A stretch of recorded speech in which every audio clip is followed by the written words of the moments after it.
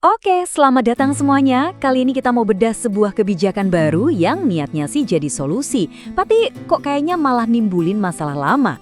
Ya, kita lagi ngomongin soal status kontroversial PPPK paruh waktu di birokrasi kita. Kita mulai dari sini ya, dari suara seorang guru yang udah mengabdi puluhan tahun.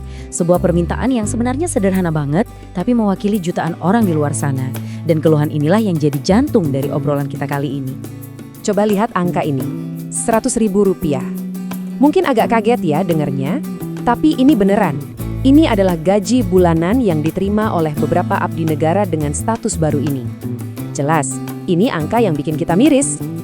Pertanyaannya kan, gimana ceritanya ini bisa terjadi di sistem kepegawaian negara kita loh?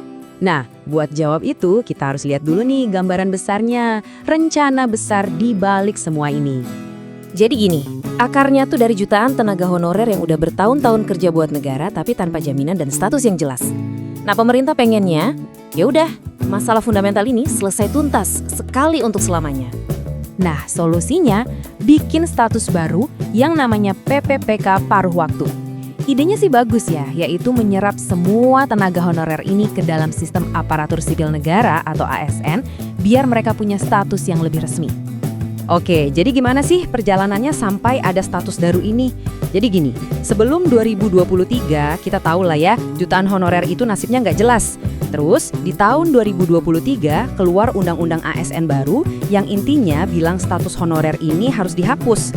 Nah, puncaknya mulai tahun 2025 PPPK paruh waktu ini jadi jalur resminya. Tapi ternyata solusinya nggak sesimpel itu. Karena di balik aturan yang kelihatannya bagus ini, ada kenyataan pahit, ada kondisi-kondisi yang berat banget buat para pegawainya sendiri. Nah, ini nih salah satu bedanya yang paling kerasa. Kalau seorang PNS kan dia bebas mau pindah tugas, karirnya bisa berkembang di instansi lain di seluruh Indonesia. Tapi sebaliknya, PPPK paruh waktu ini kayak dikunci. Kalau mereka minta pindah, itu langsung dianggap mengundurkan diri. Coba kita lihat detailnya. Di sini kelihatan banget betapa rapuhnya status mereka. Kontraknya cuma setahun, dan itu pun tergantung evaluasi. Sumber gajinya juga, nah ini dia biang keroknya. Diambil dari anggaran barang dan jasa instansi, bukan dari pos anggaran pegawai. Makanya gajinya bisa rendah dan gak stabil. Jalan buat jadi pegawai penuh waktu juga gak pasti, tergantung kinerja dan ya itu anggaran lagi. Nah, ini kan jadi bikin kita bertanya-tanya ya, kok bisa sih aturan-aturan yang seberat ini dibuat? Dasarnya apa? Jawabannya ternyata fondasi hukumnya itu goyah banget. Para ahli hukum nyebutnya kekosongan normatif. Gampangnya, ini tuh artinya ada kekosongan aturan dalam hukum. Jadi, ya kayak gambar ini, seluruh kebijakan PPPK paruh waktu ini sebetulnya berdiri di atas fondasi yang retak dan nggak kokoh sama sekali. Jadi gini masalah utamanya. Undang-undang ASN yang jadi payung hukum tertinggi itu sama sekali nggak nyebutin atau ngatur soal status PPPK paruh waktu.